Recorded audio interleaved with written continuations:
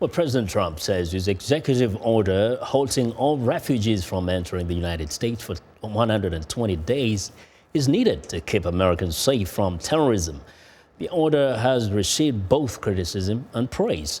But for churches and other groups planning to sponsor refugees, the result has been consternation and confusion. Jeff Swikert visited members of a Maryland church who are expecting an Afghan refugee family to arrive in early February.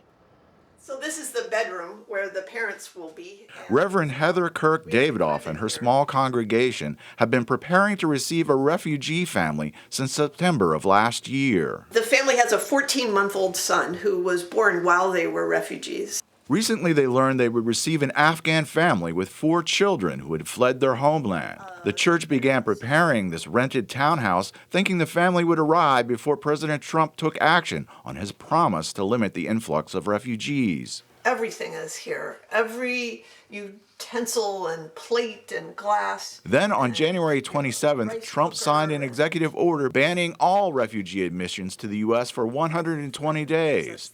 The family was scheduled to arrive on February 8th. We also got together and held hands and prayed and cried and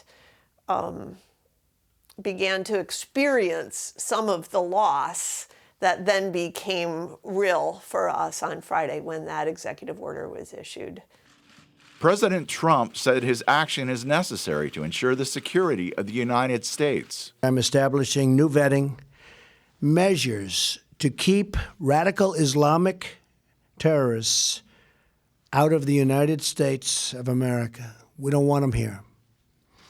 We want to ensure that we are not admitting into our country the very threats our soldiers are fighting overseas. News of the refugee ban was devastating to the congregation of Kittamakundi Community Church in Columbia, Maryland.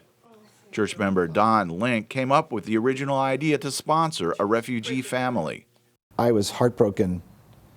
Like our pastor said, this family is part of our family now. So